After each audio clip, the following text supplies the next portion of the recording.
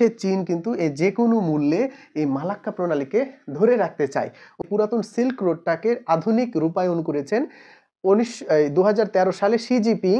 যেমন আমাদের এই যে পুরো গলাকে ঘিরে রাখে, তেমনি এই চীনের মুক্তার মালা এই যে এদিক থেকে এই পাশে তো পুরোটাই চীন, তাহলে এই চীনের এই অংশটুকু থেকে দেখেন ভারতকে চারিদিকে সে ঘিরে ফেলেছে। তার মানে এদিক দিয়ে যখন সে প্রণালী পার হবে, তার মানে এই অংশটুকু আসলে সে ভারতকে চারিদিক থেকে ঘিরে ফেললো। তাহলে এটাকে বলা হয় স্ট্রিং অফ পার্লস।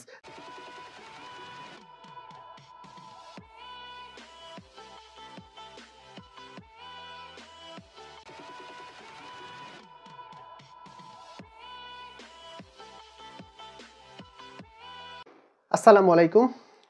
জিওপলিটিক্স সিরিজের তৃতীয় ক্লাসে আপনাদেরকে স্বাগতম। আজকে আমরা জিওপলিটিক্সের তৃতীয় ক্লাস নিয়ে আপনাদের সামনে উপস্থিত হয়েছি। আমরা অলরেডি 2টি ক্লাস এর আগে শেষ করেছি। প্রথম ক্লাসটি ছিল introduction of south east Asia এবং দ্বিতীয় ক্লাসটি ছিল geopolitics of Indo Pacific reason. এবং আমরা একটু সংক্ষেপে সামারাইজ করে নিব যে আমরা গত পর্বে কি কি বিষয় আমরা জেনেছিলাম। আমরা প্রথমে দেখেছিলাম যে পরিচিতি দেখেছিলাম যে ইন্দো প্যাসিফিক রিজনের অঞ্চলটুকু কতটুকু, ইন্ডিয়ান ওশান এবং প্যাসিফিক ওশানের যে আশপাশে 40টির মতো দেশ রয়েছে সেগুলোকে ইন্দো প্যাসিফিক রিজন বলা হয়। পাশাপাশি আমরা দেখেছিলাম ইন্দো প্যাসিফিকের সাথে এশিয়া প্যাসিফিকের কি পার্থক্য, সেটাও আমরা দেখেছিলাম যে ইন্ডিয়ান মহাসাগরটা যদি আমরা বাদ দিয়ে দিই বাকিটুকু থাকবে এশিয়া প্যাসিফিক। এইটুকু আমরা পরিচিতি পর্ব জেনেছিলাম। আর তারপরে আমরা দেখেছিলাম যে এই জিওপলিটিক্সটা এই অঞ্চলে কেন্দ্রীভূত হলো কেন ইন্দো প্যাসিফিক বর্তমান ভূ রাজনীতির প্রাণকেন্দ্র, এটাও আমরা দেখেছিলাম যে আগামী ভবিষ্যৎ হতে যাচ্ছে ব্লু ইকোনমিক কেন্দ্রিক। অর্থাৎ ব্লু ইকোনমি যে একটা অর্থনীতিতে গুরুত্বপূর্ণ ভূমিকা পালন করে, বর্তমানে পরাশক্তিশালী দেশগুলো কিন্তু বর্তমানে সেটা নজরে এসেছে। তার কারণে তাদের চোখটা কিন্তু মধ্যপ্রাচ্য থেকে এই অংশেতে আমরা দেখেছিলাম। তারপরে আমরা দেখেছিলাম যে আমেরিকার পররাষ্ট্রনীতি কেন আগে এরকম ছিল এবং বর্তমানে কিভাবে আবর্তিত হলো, এবং চায়না কিভাবে তাদের আক্রমণাত্মক পলিসিটা সাজিয়েছে। এই বিষয়গুলো আমরা প্রথম ক্লাসে অর্থাৎ এই ইন্দো প্যাসিফিক রিজনের পার্ট 1-এ আমরা দেখেছিলাম। আজকে আমরা বেশ কয়েকটা জিনিস দেখব। পার্ট 2-এ খুব ইন্টারেস্টিং বিষয় হতে যাচ্ছে। ইন্দো প্যাসিফিক রিজনে মূলত 3টা দেশের সবচেয়ে বেশি প্রভাব আমরা দেখতে পাবো। একটা হচ্ছে চায়না, ইন্ডিয়া, আর এখানে এই সাইডে আমাদের থাকবে ইউএসএ। এই 3টা দেশের আমরা প্রাধান্যটা আমরা দেখতে পাবো। তো আজকে আমরা দেখব চায়নার পলিসিটা কি, অর্থাৎ এই ইন্দো প্যাসিফিককে কেন্দ্র করে চায়না কি কি পরিকল্পনা সাজিয়েছে সেগুলো আমরা দেখব। পাশাপাশি একটা প্রণালীর যে গুরুত্ব সেটাও আমরা দেখার চেষ্টা করব। তাহলে আসুন আমরা শুরু করি আজকের পর্বে। প্রথম আমরা 3টা বিষয় আজকে দেখব। একটা হচ্ছে মালাক্কা ডিলেমা, অর্থাৎ মালাক্কা প্রণালীটা কেন ভারত এবং চীনের জন্য বা আমেরিকার জন্য গুরুত্বপূর্ণ। দ্বিতীয়তে আমরা দেখার চেষ্টা করব চীনের একটা বড় প্রজেক্ট রয়েছে BRI প্রজেক্ট। 3 নম্বরে আমরা দেখব চীনের স্ট্রিং অফ পার্লস। তিনটাই খুবই ইন্টারেস্টিং বিষয় এবং একটু গুরুত্বপূর্ণ বিষয়। বর্তমান রাজনীতি বুঝতে হলে আপনাদের এই বিষয়গুলো বুঝতে হবে। সো আসুন আমরা দেখি কি বিষয় নিয়ে। তাহলে প্রথম যে বিষয়টা আমরা আলোচনা করব সেটা হচ্ছে মালাক্কা ডিলেমা। আমরা প্রথম ক্লাসে দেখেছি মালাক্কা প্রণালী কোথায়, মালয়েশিয়া এবং ইন্দোনেশিয়ার সুমাত্রা দ্বীপের যে মধ্যবর্তী সংকীর্ণ যে জলপথ রয়েছে সেটাকে বলা হয় মালাক্কা প্রণালী। এবং একটা প্রণালী যে একটা ভূরাজনীতিতে কতটা গুরুত্বপূর্ণ ভূমিকা পালন করে সেটা আমরা আস্তে আস্তে বুঝতে পারবো। যেমন আমরা যখন আমাদের বাসার যে সরু যে রাস্তাগুলো খুবই গুরুত্বপূর্ণ, মেন রোডের সাথে লিঙ্কের জন্য খুবই গুরুত্বপূর্ণ, কিন্তু আমাদের সার্বিক কাজ সুবিধা অসুবিধার জন্য কিন্তু আমাদের একটা বাড়ির পাশে ছোট রাস্তা খুবই গুরুত্বপূর্ণ বড় রাস্তায় ওঠার জন্য। ঠিক প্রণালীটাও তাই, বড় বড় সাগর বা সমুদ্রতে প্রবেশ করার জন্য একটু ছোট সরু রাস্তা থাকবে, সেগুলো কিন্তু যদি বন্ধ হয়ে যায় তাহলে সেখানে আর ভোগান্তি পড়তে হবে, সেখানে যাওয়ার পর থাকে না। ঠিক প্রণালীর গুরুত্বটাও তেমন। আমরা দেখেছি এই প্রণালীটা চীনের কাছে খুবই গুরুত্বপূর্ণ এবং চীনের কাছে একদম জীবন মরণের বিষয় হয়ে গেছে, যে অর্থনীতির যে গুরুত্বপূর্ণ ভূমিকা পালন করে সে মালাক্কা প্রণালীটা চীনের কাছে খুবই গুরুত্বপূর্ণ হিসাবে আবর্তিত হচ্ছে। এখন আমরা দেখব কেন, কারণ কোন একটা কারণ তো অবশ্যই রিজন থাকবে। যে আমরা দেখেছি যে পৃথিবীর প্রায় জলপথ হচ্ছে 71%, আর 29 হচ্ছে স্থলপথ। এই 71%-এর সাধারণত আমরা যখন পণ্য আমদানি বা রপ্তানি করব, সেটা কিন্তু বিমানের মাধ্যমেও সম্ভব হয় না, আবার এই রাস্তা দিয়েও তো সম্ভব হয় না। তাহলে পথ হচ্ছে একটাই, একটা হচ্ছে সমুদ্র পথে বড় বড় জাহাজ যেগুলো আছে সেগুলোর মাধ্যমে আমরা পণ্যগুলো আমদানি বা রপ্তানি করে থাকি। এখন এই আমদানি রপ্তানি করতে গিয়ে মাঝে মাঝে আমরা চোক পয়েন্ট পাবো, যেগুলোকে আমরা প্রণালী বলে থাকি। সেই প্রণালীগুলো খুবই গুরুত্বপূর্ণ ভূমিকা পালন করে। এখন এই মালাক্কা প্রণালীর এই যে চোক পয়েন্টটা রয়েছে, এই মালাক্কা প্রণালীর এই চোক পয়েন্টটা কিন্তু পৃথিবীর যত সমুদ্রপথে বাণিজ্য হয়, পরিবহন হয়, তার 60%ই কিন্তু এই একমাত্র মালাক্কা প্রণালী দিয়ে যায়। ভাবেন, পুরো পৃথিবীর 60, অনেক তো আমরা প্রণালী তো অনেক পেয়েছি, তার 60%ই কিন্তু এই মালাক্কা দিয়ে যায়। এটার অবশ্যই রিজন আছে কেন যায়। তো আমরা 60% যাই। আমরা যদি বছরের একটা হিসাব দেই আপনাদেরকে, প্রায় 83,000 শিপ জাহাজ এই রুটে চলাচল করে। এটুকু দেখার জন্য আপনারা একটু গুগলে সার্চ করে দেখবেন লাইভ শিপিংয়ে। আমি আপনাদের ডিসপ্লেতে দেখাচ্ছি যে আজকের আমি ক্লাস করার আগে মানে দুপুরের সময়, দুপুরের দিকে লাইভে আমরা দেখাতে চেষ্টা করব যে কতটুকু এই মালাক্কা প্রণালীর দিকে কতগুলো জাহাজ চলাচল করে। আপনারা ডিসপ্লেতে দেখতে পাবেন। দেখেন, অসংখ্য জাহাজ দিনে চলাচল করে।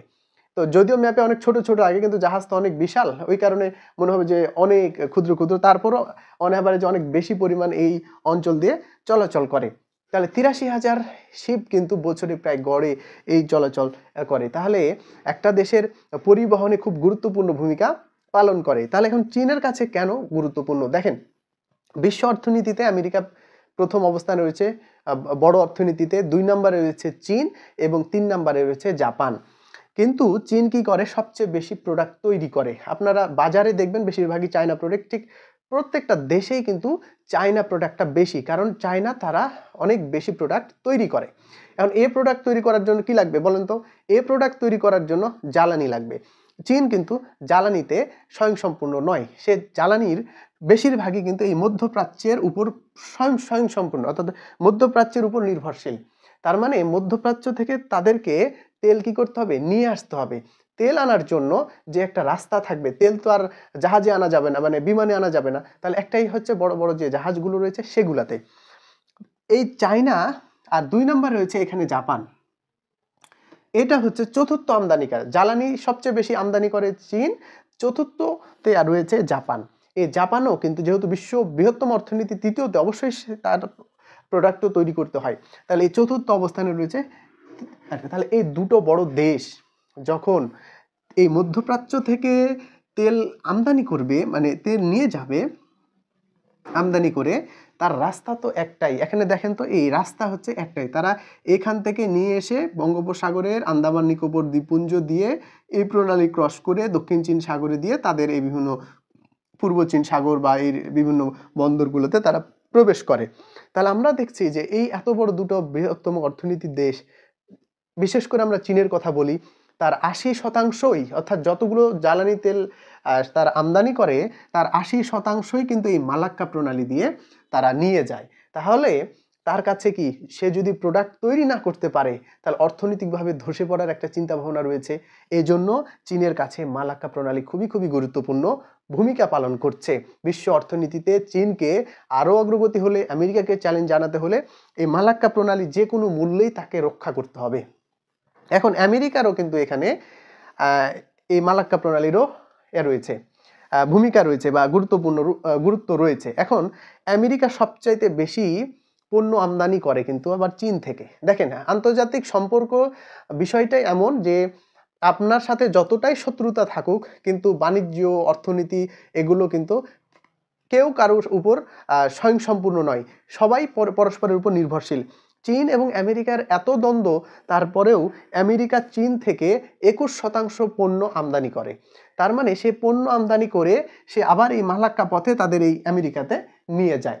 তাহলে এখানে আমেরিকারও ইনভেস্ট রয়েছে। তো বিশেষ করে চীনের যেহেতু 80%, চীন যেহেতু আমদানি করতে হয় জ্বালানি তেলের বেশিরভাগই, এই 80%ই হচ্ছে এই মালাক্কা প্রণালী থেকে। এজন্য চীনের কাছে এই মালাক্কা প্রণালীটা খুবই জীবন মরণ একটা মানে অবস্থা হয়ে গেছে চীনের কাছে। এজন্য সে চীন কিন্তু এই যে কোনো মূল্যে এই মালাক্কা প্রণালীকে ধরে রাখতে চায়। অনুরূপভাবে জাপানও কিন্তু চায় এই মালাক্কা প্রণালীতে। তবে জাপান কি চীনের মতো এমন আক্রমণাত্মক না, বা চীনের মতো তেমন শক্তিশালী না। তারা একটা শান্তির একটা সংবিধান মেনে চলে এবং তারা যে কোনো যুদ্ধ পরিহার করতে চায়। দ্বিতীয় বিশ্বযুদ্ধের পরে এই হিরোশিমা এবং নাগাসাকিতে পারমাণবিক বোমা ফেলার পরে তারা কিন্তু ওইরকম আক্রমণাত্মক, তার আগে খুবই আক্রমণাত্মক ছিল। আমরা জাপানি জিওপলিটিক্স আলোচনা করব, তখন একটু দেখাবো। তখন কিন্তু এই জাপান তারপরে কিন্তু খুব একটা সক্রিয় ভূমিকাতে থাকে না। তারপরে তারা চেষ্টা করে যে কোনো যুদ্ধ বা যে কোনো পরিহার করে অবস্থা করা। এখন আমরা দেখব যে কিভাবে এই মালাক্কা প্রণালীকে টিকিয়ে রাখার জন্য চীন কি কি পরিকল্পনা গ্রহণ করছে। এই চীন কিন্তু মালাক্কা প্রণালীকে যে কোনো মূল্যেই ধরে রাখতে চায়, এইটুকু আমরা দেখার চেষ্টা করব। তাহলে আমরা দেখলাম যে মালাক্কা কেন গুরুত্বপূর্ণ এবং বিশেষ করে চায়নার জন্য জীবন মরণ কেন। এর একটা প্রবলেম হচ্ছে যে এইখানে, এই ভারতের এইখানে রয়েছে আন্দামান এবং নিকোবর দ্বীপপুঞ্জ, যেটা ভারতের নিয়ন্ত্রণে। এখন ভারতের সাথে চায়নার তো একটা শত্রুতা ভাবপূর্ণ আগে থেকেই রয়েছে এবং যে কোনো সময় ভারত চীনের মধ্যে আমরা যুদ্ধ লেগে যেতে পারে। কাশ্মীর সংকটকে কেন্দ্র করে, বর্ডার সংকটকে কেন্দ্র করে বিভিন্ন বিষয় কিন্তু চীন ভারতকে কিন্তু দমাতে চায়, আবার ভারত চীনকে দমাতে চায়। এখন কোনো কারণে যদি এই ভারত এই অংশটা আন্দামান নিকোবর দ্বীপপুঞ্জ মালাক্কার পশ্চিম প্রান্তটা যদি বন্ধ করে দেয়, তাহলে চীন কিন্তু এই যে অর্থনৈতিকভাবে যে এগিয়ে যাচ্ছিল কিন্তু চরম একটা বিপর্যয়ের মুখোমুখি হতে পারে। এই কারণে চায়নার জন্য একটাই থ্রেট হচ্ছে ভারত, আর ভারতের আন্দামান এবং নিকোবর দ্বীপপুঞ্জ। এবং চায়নাও ভাবে যে কোনো কারণে যদি এই ভারতের সাথে যুদ্ধ লেগে যায়, তারা কিন্তু এই আন্দামান এবং নিকোবর দ্বীপপুঞ্জ বন্ধ করে দিতে পারে। এজন্য তারা কিন্তু একটা বড় ভূমিকা রাখছে, মানে বড় একটা পরিকল্পনা সাজিয়েছে কিভাবে এই ইন্দো প্যাসিফিকে নিয়ন্ত্রণ করা যায়, পাশাপাশি এই মালাক্কা সংকটটাকেও মোকাবেলা করা যায়। তাহলে আমরা সবচেয়ে বড় একটা প্রজেক্ট, যেটা হচ্ছে চীনের মেগা প্রজেক্ট বলা হয়, সেটা হচ্ছে BRI প্রজেক্ট। BRI এর ফুল ওয়ার্ড হচ্ছে বেল্ট অ্যান্ড রোড ইনিশিয়েটিভ, যেটার পূর্ব নাম ছিল ওয়ান বেল্ট ওয়ান রোড। এটা মূলত প্রাচীনকালে প্রায় 2000 বছর আগে হান রাজবংশ ছিল চীনের। এই হান রাজবংশরা পুরাতন সিল্ক রোড নামে এই চীনরা এই পুরাতন সিল্ক রোড দিয়ে সেই ইউরোপ এবং এই আফ্রিকাতে যোগাযোগ ব্যবস্থা, এশিয়া, ইউরোপ এবং আফ্রিকা যেহেতু কাছাকাছি, মানে তুলনামূলকভাবে কাছাকাছি লাগালাগি তিনটা মহাদেশ, তারা কিন্তু এই পুরাতন সিল্ক রোডের সাহায্যে কিন্তু এই ইউরোপ আফ্রিকাতে কিন্তু যোগাযোগ ব্যবস্থা, অর্থনৈতিক ব্যবস্থা বা সাংস্কৃতিক যে ব্যবস্থা, এগুলো কিন্তু সম্পর্কটা সুসংগত রাখতো, বজায় রাখতো।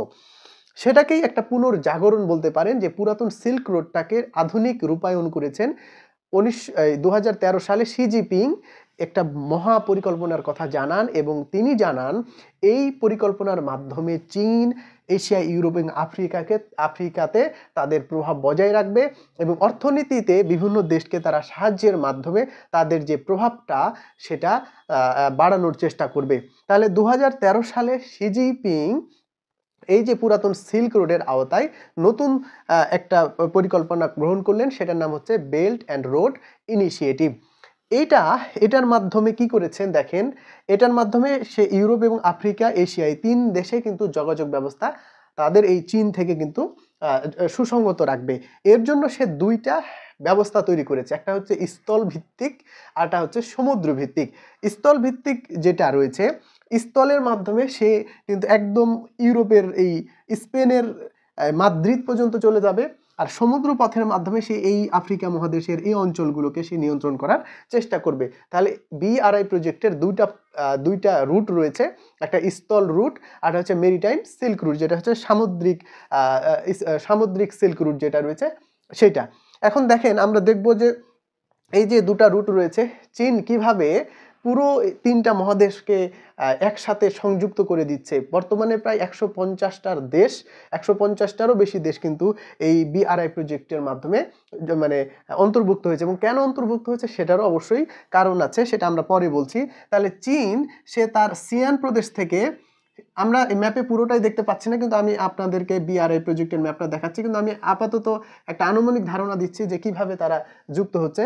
তাহলে চীন এই সিয়ান প্রদেশ থেকে উর্মিচি হয়ে সে কিরগিস্তানে যাবে, কিরগিস্তান থেকে, তাজিকিস্তান থেকে সে তুরস্কের ইস্তাম্বুলে যাবে, তুরস্কের ইস্তাম্বুল হয়ে মস্কোতে সে তারা ব্যাক করবে। মস্কো থেকে তারা পোল্যান্ড যাবে, পোল্যান্ড থেকে জার্মানি যাবে, জার্মানি থেকে এই নেদারল্যান্ডের আমস্টারডাম যাবে, তারপরে সেই মাদ্রিদ হয়ে ব্যাক করবে। তার মানে তার এই একটা রুট আমরা হচ্ছে, এটা হচ্ছে স্থলপথ, এখানে কোনো সামুদ্রিক পথ থাকবে না। তাহলে চীনের সিয়ান প্রদেশ থেকে উরমুচি হয়ে সে কিরগিজস্তান হয়ে তাজিকিস্তানে যাবে, তারপরে সে তুরস্কতে যাবে, তুরস্ক থেকে রাশিয়ার মস্কোতে, পোল্যান্ড হয়ে এখানে যাবে জার্মানি, তারপরে নেদারল্যান্ড, তারপরে আমরা এখানে স্পেনের মাদ্রিদ। তার মানে একদম তার চীন থেকে এই ইউরোপ মহাদেশ পর্যন্ত সে স্থলপথটাকে কিন্তু সংযুক্ত করে ফেলেছে। এবারে সে সমুদ্রপথও তো দরকার, কারণ এখানে যেহেতু ইন্দো প্যাসিফিক রিজন রয়েছে এবং এখানে তার দক্ষিণ চীন সাগর রয়েছে, মালাক্কার একটা সংকট রয়েছে। এই মালাক্কার সংকটটাও তার মানে অর্থনীতির জন্য খুবই গুরুত্বপূর্ণ। এই মালাক্কার সংকটটাকে সে কিভাবে পরিহার করবে, এজন্য সে সামুদ্রিক 21st century maritime silk road সেটা তৈরি করেছে। এবং সেটা কিভাবে তৈরি করেছে, এখানে কেনিয়ার সমুদ্র বন্দর রয়েছে, কেনিয়ার সমুদ্র বন্দর থেকে এইখানে একটা জিবুতি রয়েছে। জিবুতি আমরা জানি এই একটা প্রণালী রয়েছে এখানে, গুরুত্বপূর্ণ প্রণালী, সেটা হচ্ছে বাবেল মানদেব প্রণালী। এই বাবেল মানদেব প্রণালীটা ইয়েমেন এবং জিবুতিকে পৃথক করেছে এবং এশিয়াকে আফ্রিকা মহাদেশ থেকে পৃথক করেছে। এজন্য সে একটা গুরুত্বপূর্ণ এখানে ঘাঁটি স্থাপন করেছে এই জিবুতিতে চীন। তাহলে এইটুকু, তাহলে কেনিয়ার সমুদ্র বন্দর থেকে জিবুতি হয়ে সে চলে গেছে একদম শ্রীলঙ্কাতে। শ্রীলঙ্কার হাম্বানটোটা বন্দর আমরা জানি কিনে নিয়েছে। তাহলে শ্রীলঙ্কাতে গিয়ে শ্রীলঙ্কার থেকে সে একদম বঙ্গোপসাগরে গিয়েছে, বঙ্গোপসাগর হয়ে মায়ানমার হয়ে সে সিঙ্গাপুর দিয়ে একদম তার রাস্তাটা চলে গেছে। তার মানে দেখেন সে তার এই যে সমুদ্র পথে, এটা হচ্ছে চীন সাগর, দক্ষিণ চীন সাগর থেকে সে সিঙ্গাপুরকে মায়ানমারকে কেন্দ্র করছে। মায়ানমারে আমরা কক্সবাজারে চীনের যে বিনিয়োগের কারণটা কিন্তু এখানে অবশ্যই একটা চীনের কারণ আছে। তাহলে এই কক্সবাজার হয়ে শ্রীলঙ্কা হয়ে সে জিবুতি দিয়ে একদম কেনিয়া। দেখেন সে এই অংশটুকুতে ভারত মহাসাগরকেও যেমন নিয়ন্ত্রণ করতে চায়, মালাক্কা প্রণালীকেও তেমন নিয়ন্ত্রণ করতে চায়, আবার আফ্রিকাতেও কিন্তু সে প্রভাব বিস্তার করতে চায়। তাহলে এই আফ্রিকার এই অংশটুকু দিয়ে সে তো, এটা তো পুরো একটা লোহিত সাগর দিয়ে সে ভূমধ্য সাগরে এই অংশটুকুতে সে তখন একদম যুক্ত হয়ে যাবে। দেখেন তাহলে সে কিন্তু পুরোভাবে একটা স্থলপথ আর সমুদ্রপথ থেকে আফ্রিকা, ইউরোপ এবং একসাথে 3টা মহাদেশকে সে যুক্ত করে ফেলেছে। এটা একটা বিশাল একটা মেগা প্রজেক্ট বলা যায় এবং প্রায় 150টার দেশের মতো দেশ, 150টার বেশি দেশ কিন্তু এই মেগা প্রজেক্টে অন্তর্ভুক্ত হয়েছে। এবং অন্তর্ভুক্তর পিছনে কারণ হচ্ছে আফ্রিকার কিন্তু ম্যাক্সিমাম দেশই কিন্তু গরিব দেশ, খুবই গরিব দেশ। এবং আফ্রিকা করে কি, সে গরিব দেশগুলোকে বিনিয়োগ করে, প্রচুর পরিমাণে বিনিয়োগ করার ফলে সে আফ্রিকাতে একটা দেশ যখন আরেকটা দেশের উপর বিনিয়োগ করবে, প্রচুর পরিমাণে সাহায্য করবে, ফলে ওই দেশটা যে বিনিয়োগ করছে তার উপর সহানুভূতি থাকবে, সদয় থাকবে, তার কথা মতো চলবে। এটাই হচ্ছে পলিটিক্সের যে চীনের ডেট ট্র্যাপ পলিসি আছে, চীনের ঋণ ফাঁদ কূটনীতি, সেই ফাঁদে তাদের ফেলে দিয়েছে। ফলে আফ্রিকা সেই চীন কিন্তু প্রায় আফ্রিকার সব দেশের উপর প্রভাব বিস্তার করতে পারছে এবং গুরুত্বপূর্ণ যে চোখ পয়েন্টগুলো রয়েছে সে কিন্তু দখল করে নিয়েছে। দেখেন চীনের এই যে মহাপ্রকল্প 2043 সাল নাগাদ শেষ হওয়ার কথা, এবং এটা শেষ হলে বলাই যায় যে চীন এখান থেকে অর্থনৈতিকভাবে বলেন বা বাণিজ্যিকভাবে বলেন যে কোনো দিক থেকে এগিয়ে থাকবে। এটা চীনের মেগা প্রকল্প একটা অংশ। তবে এই মেগা প্রকল্পেও কিন্তু মালাক্কা প্রণালীর একটা ডিলেমা থেকে যাচ্ছে। মালাক্কা প্রণালীর একটা কি থাকছে, ডিলেমা থেকে যাচ্ছে। সেই মালাক্কা প্রণালী আরেকটা উপায়ে পরিহার করেছে। আমরা যদি দেখি যে মালাক্কা প্রণালী সে কিভাবে পরিহার করেছে, মালাক্কা প্রণালী পরিহার করার জন্য 2টা করিডোর গঠন করেছে। একটা হচ্ছে সিপেক আর হচ্ছে সিমেক। সিপেকের অর্থ হচ্ছে চায়না পাকিস্তান ইকোনমিক করিডোর। সিপেক হচ্ছে চায়না পাকিস্তান ইকোনমিক করিডোর। তার মানে এখন চায়না তো এই পর্যায়ে এই অংশটুকু চায়না, আর এখানে রয়েছে পাকিস্তান। আমরা ধরে নিলাম একটু আইডিয়া করে এটা হচ্ছে পাকিস্তান। এখন সে যদি মালাক্কা প্রণালী দিয়ে না যেতে চায় তাহলে কি করতে পারে, 2টা ইকোনমিক করিডোর সে চীনের জিনজিয়াং প্রদেশ থেকে পাকিস্তানের বেলুচিস্তান হয়ে এই যে গাওদর সমুদ্র বন্দর রয়েছে, এই পাকিস্তান কিন্তু অর্থনৈতিকভাবে চায়নার উপর খুবই নির্ভরশীল, কারণ ভারতের সাথে যেহেতু পাকিস্তানের একটা দ্বন্দ্ব রয়েছে, সেও চায়নার সাথে কিন্তু একটা ভালো সম্পর্ক রয়েছে এবং চায়না সেই সুযোগটা নিয়ে পাকিস্তানে প্রচুর পরিমাণে বিনিয়োগ করে এবং তাদেরকে ডেট ট্র্যাপ পলিসির মধ্যে ফেলে দেয়, মানে ঋণ ফাঁদের মধ্যে ফেলে দেয়। আপনাকে প্রচুর পরিমাণে ঋণ দিয়ে দিয়ে এমন অবস্থা করবে আপনাকে ঋণ আর পরিশোধ করার উপায় থাকবে না। তখন কি হবে? তখন বলবে যে তুমি যেহেতু ঋণ পরিশোধ করতে পারছো না, তাহলে আমাকে এই পাকিস্তানের এই গাওদার সমুদ্র বন্দরটা আমাকে দিয়ে দাও। তাহলে সে কিন্তু এভাবে পাকিস্তান থেকে ঋণ ফাঁদে ফেলার ফলে এই গাওদার সমুদ্র বন্দরটা সে কিন্তু নিয়ে নিয়েছে। তাহলে গাওদার সমুদ্র বন্দর নিলে তার সুবিধা কি দেখেন, এর পাশে কিন্তু মধ্যপ্রাচ্য তেল গ্যাস সংকট, কিন্তু এই তেল গ্যাস কিন্তু সে এখান থেকে খুব সহজে নিয়ে যেতে হবে, কারণ এই রুটটা কিন্তু একটু বড় রুট হচ্ছে। সে যদি গাওদার সমুদ্র বন্দর পায়, তাহলে এই জিনজিয়াং প্রদেশ থেকে বেলুচিস্তান পাকিস্তান হয়ে গাওদার থেকে সে কিন্তু নিয়ে যেয়ে, যেহেতু জিনজিয়াং অনেক পাহাড় পর্বতে ঘেরা, সেখান থেকে পাইপলাইনের মাধ্যমে তারা বিভিন্ন শহরে তাদের এই যে চীনের হার্টল্যান্ড যেটা রয়েছে, মেন অঞ্চল রয়েছে, সেখানে কিন্তু তারা খুব সহজেই নিয়ে যেতে পারবে। এটা একটা স্কোপ। তাহলে কি হলো, সে কিন্তু এই যে মালাক্কা সংকটকে এড়িয়ে চলার একটা পরিহার করার চেষ্টা মানে এড়িয়ে চলতে পারবে। যদি কোনো কারণে মালাক্কা ক্রাইসিস হয়, তাহলে এই যে মধ্যপ্রাচ্য, এখানে কি মধ্যপ্রাচ্য রয়েছে, তাহলে এই মধ্যপ্রাচ্যের এই হরমুজ প্রণালী দিয়ে বেশিরভাগই রয়েছে, মানে হরমুজ প্রণালী থেকেই বেশিরভাগ জ্বালানিগুলো আসে। তাহলে সেই হরমুজ প্রণালীতে খুব সহজেই কিন্তু এই পাকিস্তানের গাওদার সমুদ্র বন্দর থেকে বেলুচিস্তান হয়ে চীনের জিনজিয়াং প্রদেশে প্রবেশ করবে এবং জিনজিয়াং থেকে সে খুব সহজেই তাদের বিভিন্ন পাইপলাইনের মাধ্যমে তারা তাদের এখানে গ্যাস সরবরাহ করবে। তাহলে এটা একটা তাদের সিপেক, চায়না পাকিস্তান ইকোনমিক করিডোর গঠন করছে, যেটা কিন্তু বিআরএরই একটা অংশ। আরেকটা কি করেছে দেখেন, মজার বিষয়, সে এখানে না যে এই যে বাংলাদেশ আর মিয়ানমারটা খুবই গুরুত্বপূর্ণ। মিয়ানমার চীনের কাছে খুবই গুরুত্বপূর্ণ। এ কারণে আমাদের বাংলাদেশের যে রোহিঙ্গা সংকট রয়েছে, এই কারণে চীন কিন্তু রোহিঙ্গা ইস্যুতে কোনো ধরনের কথা বলে না, পক্ষান্তরে বলা যায় সে মায়ানমারের দিকে রয়েছে। জাতিসংঘে বলেন বিভিন্নভাবে রোহিঙ্গা ইস্যু নিয়ে আসলেও চীন কখনোই সরাসরি রোহিঙ্গা ইস্যু নিয়ে মায়ানমারের সাথে কোনো আলোচনা করেনি বা মায়ানমারকে কোনো কড়া বার্তাও দিচ্ছে না। তার কারণ হচ্ছে চীনের মায়ানমারকে লাগবে। কেন লাগবে? এখন দেখেন, এই মায়ানমার, আমরা যখন এই অংশটুকু মায়ানমার রয়েছে, মায়ানমারের যে বন্দর রয়েছে, বঙ্গোপসাগর দিয়ে মায়ানমারে যখন প্রবেশ করবে, আমি মালাক্কাকেই পরিহার করার চেষ্টা করছে, মানে তারা মালাক্কাকে পরিহার করার জন্য দুটা ইকোনমিক করিডোর মানে তৈরি করেছে। আমি একটা দেখালাম যে এই দিক দেশে তাদের জ্বালানিগুলো সরবরাহ করতে পারবে। আরেকটা পরিহার হচ্ছে সে মালাক্কাতে যাবে না, এখানেই মায়ানমার থেকেই সে মায়ানমার সমুদ্র বন্দরে নেমে মায়ানমার থেকে গ্যাস পাইপলাইনের মাধ্যমে তাদের এই যে চায়নার এই যে প্রদেশগুলোতে রয়েছে, এই প্রদেশে সরাসরি কিন্তু জ্বালানি কিন্তু গ্যাস লাইনের মাধ্যমে তৈরি করছে। ফলে সেও কিন্তু এই মালাক্কাকে পরিহার করা খুব সহজেই সে পরিহার করতে পারছে, মানে অল্টারনেটিভ ওয়ে ভাবছে যদি কোনো কারণে হয়ে থাকে। আর যদি না হয় তাহলে তো এদিক দিয়েই যাচ্ছে, সেটা তো হচ্ছে। তাহলে এই যে চীনের যে মহাপ্রকল্প BRI project, belt and road ইনিশিয়েটিভের মাধ্যমে প্রায় সব দেশেই চীন কিন্তু প্রভাব বিস্তার করেছে এবং চীনের যে ডেট ট্র্যাপ পলিসি বা ঋণফাঁদ কূটনীতি রয়েছে, সেই ঋণফাঁদ কূটনীতির বেড়া জালে ফেলে এই যে শ্রীলঙ্কার হাম্বানটোটা রয়েছে 99 বছরের জন্য সে কিন্তু নিয়ে নিয়েছে। কারণ শ্রীলঙ্কা কয়েক বছর আগে দেউলিয়া হয়ে গেছিল। এর কারণ হচ্ছে এই শ্রীলঙ্কা কিন্তু এই প্রচুর পরিমাণে ঋণ নিয়েছিল চায়নার থেকে। যখন সে ঋণ পরিশোধ করতে পারলো না, তখন ওই যে ঋণফাঁদ কূটনীতি, যখন সে পারলো না তখন বললো আমাকে তোমার হাম্বানটোটা দাও, যেটা আমার জন্য গুরুত্বপূর্ণ। কারণ এই হাম্বানটোটা কিন্তু পুরো ভারত মহাসাগর, ভারতের যে আধিপত্য রয়েছে, সে এই শ্রীলঙ্কা থেকেই, অর্থাৎ হাম্বানটোটা থেকেই সেই সামরিক বাহিনী বিভিন্নভাবে প্রতিরক্ষা দিয়ে সে কিন্তু পুরো ভারত মহাসাগরকে কি রাখতে পারবে, লক্ষ্য রাখতে পারবে। আর কেউ যদি, আপনার শত্রু যদি আপনার বাড়ির পাশে এসে কোনো কিছু স্থাপনা তৈরি করবে, আপনার কি ভালো লাগবে? লাগবে না।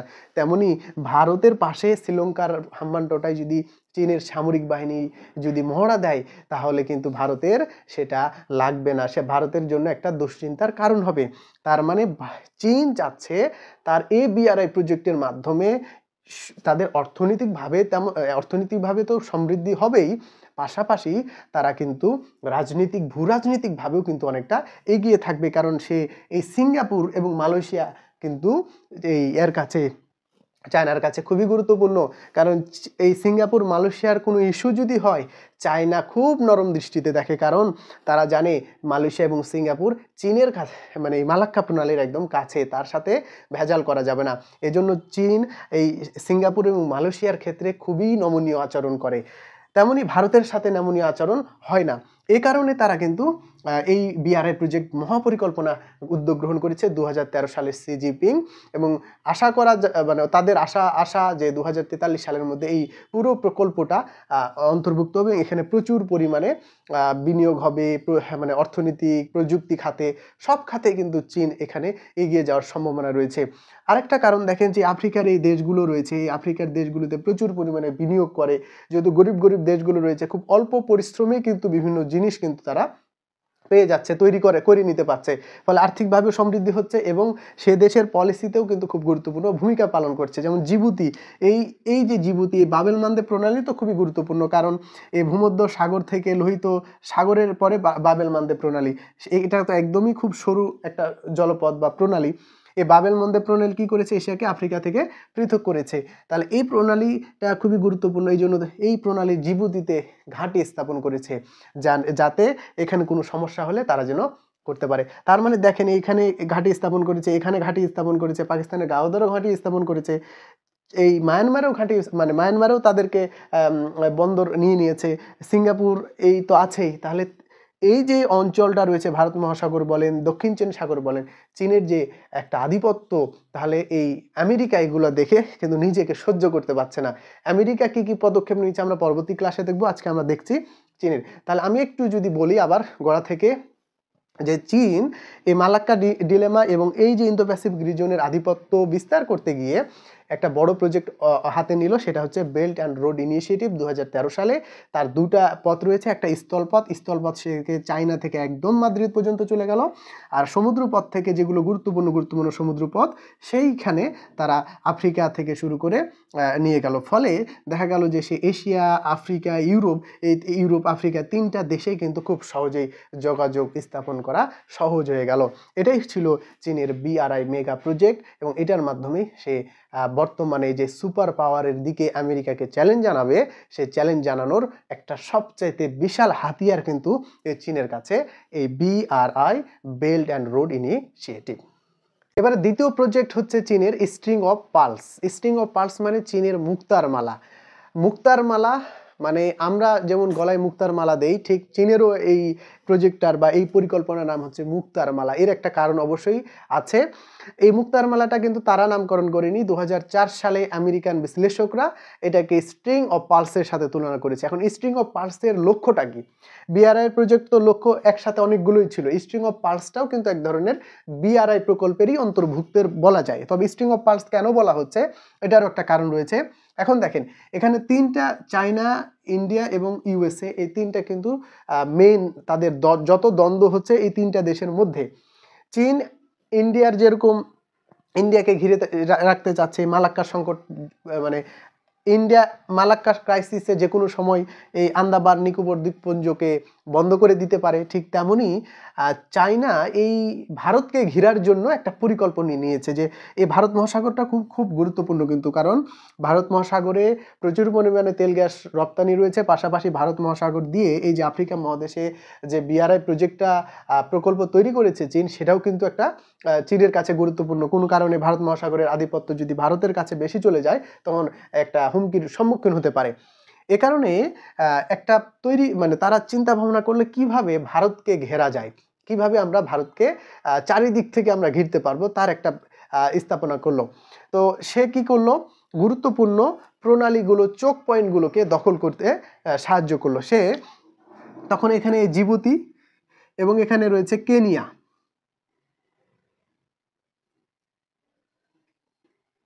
কেনিয়া তো সমুদ্র বন্দর, আর এখানে হচ্ছে জিবুতি। তো কেনিয়া তো আমরা দেখলাম যে একটা বিআরআই প্রজেক্টের অন্তর্ভুক্ত ছিল, সে এই জিবুতিকে সে দখল নিল এবং জিবুতিতে সামরিক ঘাঁটি স্থাপনা করলো। পাকিস্তানের গাওদর সমুদ্র বন্দরকে নিল, গাওদর সমুদ্র বন্দরকে নিল। এবার সে কি করলো, এদিক দিয়ে মালদ্বীপে আসলো, মালদ্বীপেও একটা নিয়ন্ত্রণ ভূমিকা রাখলো। তারপরে হাম্বানটোটাতে গেল।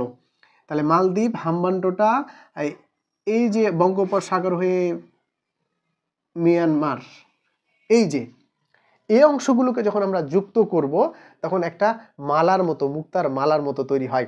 মালা যেমন আমাদের এই যে পুরো এই গলাকে ঘিরে রাখে, তেমনি এই চীনের মুক্তার মালা এই যে এদিক থেকে এই পাশে তো পুরোটাই চীন, তাহলে এই চীনের এই অংশটুকু থেকে দেখেন ভারতকে চারিদিকে সে ঘিরে ফেলেছে। তার মানে এদিক দিয়ে যখন সে প্রণালী পার হবে, তার মানে এই অংশটুকু আসলে সে ভারতকে চারিদিক থেকে ঘিরে ফেললো, তাহলে এটাকে বলা হয় স্ট্রিং অফ পার্লস। তার মানে এটা কি আগের মতোই মনে হচ্ছে, কারণ আগে যে আমরা দেখলাম যে বিআরআই প্রজেক্ট, এটাই শুধুমাত্র সে কি করলো, এই যে প্রণালীগুলো রয়েছে এই প্রণালী এবং বিভিন্ন পোর্ট বা বন্দরগুলোকে কিন্তু নেওয়া শুরু করলো। তার মানে সে জিবুতি বন্দরকে নিল, পাকিস্তানের গাওদর বন্দরকে নিল, মালদ্বীপের বন্দরকে নিল, তারপর হচ্ছে মিয়ানমারের বন্দরকে নিল, শেষে বঙ্গোপসাগর এবং মিয়ানমারকে বন্দরকে নিল। তাহলে দেখেন তো এই ভারতকে চারিদিক থেকে সে চীন ঘেরাও করে ফেললো না? তাহলে এই পাশে তো চীন রয়েছেই, এই চারিপাশে চীন রয়েছে, পাশাপাশি এই যে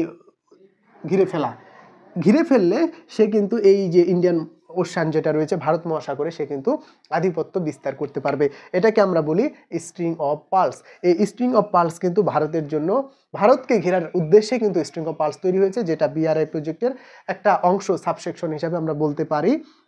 স্ট্রিং অফ পার্লসের মাধ্যমে যখনই স্ট্রিং অফ পার্লস তৈরি করলো, ভারত কিন্তু মাথা খারাপ হয়ে গেল। ভারত তখন তৈরি করলো ডায়মন্ড নেকলেস। এই ডায়মন্ড নেকলেসের মাধ্যমে এই ইন্ডিয়া কিন্তু চায়নাকে ঘিরে ফেলবে। এই ডায়মন্ড নেকলেসটা কি আমরা পরবর্তী ক্লাসে আমরা দেখাবো। তাহলে এইটা হচ্ছে চীনের মহাপ্রকল্পের একটা অংশ, স্ট্রিং অফ পার্লস বা চীনের মুক্তার মালা। তাহলে আজকের এই বিষয়টা আমরা, আজকের যে ক্লাস রয়েছে সেই টোটাল ক্লাসে আমরা চীনের যে পরিকল্পনা সেটুকুই আমরা আলোচনা করার চেষ্টা করেছি। প্রথমে আমরা বোঝানোর চেষ্টা করেছি মালাক্কা কেন মানে প্রয়োজনীয়, মালাক্কা প্রণালী, মালাক্কার কেন চীনের কাছে জীবন মরণ বিষয়, মালাক্কাকে পরিহার করার জন্য এবং ইন্দো প্যাসিফিক অঞ্চলে প্রভাব বিস্তার করার জন্য চীন কি কি প্রজেক্ট নিল। তার একটা প্রজেক্ট হচ্ছে বিআরআই প্রজেক্ট, আরটা হচ্ছে স্ট্রিং অফ পার্লস, যেটা হচ্ছে ভারত মহাসাগরে নিয়ন্ত্রণ করার জন্য এবং ভারতকে নিয়ন্ত্রণ করার জন্য। এবং আমরা পরবর্তী ক্লাসে আমরা এবার দেখব চীনের যে পরিকল্পনা নিল, চীনের এগনেস্টে ভারত এবং ইউএসএ কি কি পদক্ষেপ গ্রহণ করলো, এবং চীনের এই যে ইন্দো প্যাসিফিক অঞ্চলের প্রভাবটা রুখে দেওয়ার জন্য ভারত, আমেরিকা সহ তাদের যে মিত্র দেশগুলো রয়েছে তারা কি কি ব্যবস্থা গ্রহণ করলো, সেগুলো আমরা দেখার চেষ্টা করব। আজকে 3টা ক্লাস হলো, 3টা ক্লাসে আমরা ধারাবাহিকভাবে আস্তে আস্তে বিষয়গুলো বোঝার চেষ্টা করবেন, কারণ প্রত্যেকটা বিষয় কিন্তু বর্তমান ভূ রাজনীতি মানে তাদের জিওগ্রাফিক্যাল পজিশন যে একটা দেশের রাজনীতি অর্থনীতিতে কতটা গুরুত্বপূর্ণ ভূমিকা পালন করে, আপনারা জিও পলিটিক্সের এই বিষয়ে আলোচনা দেখলেই বুঝতে পারবেন যে একটা মাত্র এই হরমুজ প্রণালী ইরানকে কত শক্তিশালী করে দিয়েছে, একটা মাত্র মালাক্কা প্রণালী ইন্দোনেশিয়া, সিঙ্গাপুরের একটা প্রভাব বাড়ায় রেখেছে, তারপরে এই মিয়ানমার এই কেন এত গুরুত্বপূর্ণ পজিশন থাকার কারণে সে একটা বড় সুযোগ নিচ্ছে, মায়ানমার, বাংলাদেশ, এগুলো নিজের স্বার্থ, অবশ্যই প্রত্যেকটা দেশে আন্তর্জাতিক রিলেশনে প্রত্যেকেই নিজের স্বার্থের কথা ভেবে যতটুকু আদায় করা যায় তারা সেটুকু আদায় করার চেষ্টা করবে। মিয়ানমারও ঠিক চায়নার থেকে ততটুকুই আদায় করার চেষ্টা করে। এইটা আমরা দেখলাম যে কিভাবে চায়না তার পরিকল্পনা সাজিয়েছে। আগামী পর্বে আমরা আমেরিকা এবং ভারতের পরিকল্পনা নিয়ে আলোচনা করব। প্রতি শুক্রবার চেষ্টা করব দেওয়ার। সে পর্যন্ত ভালো থাকবেন, সুস্থ থাকবেন। আসসালামু আলাইকুম।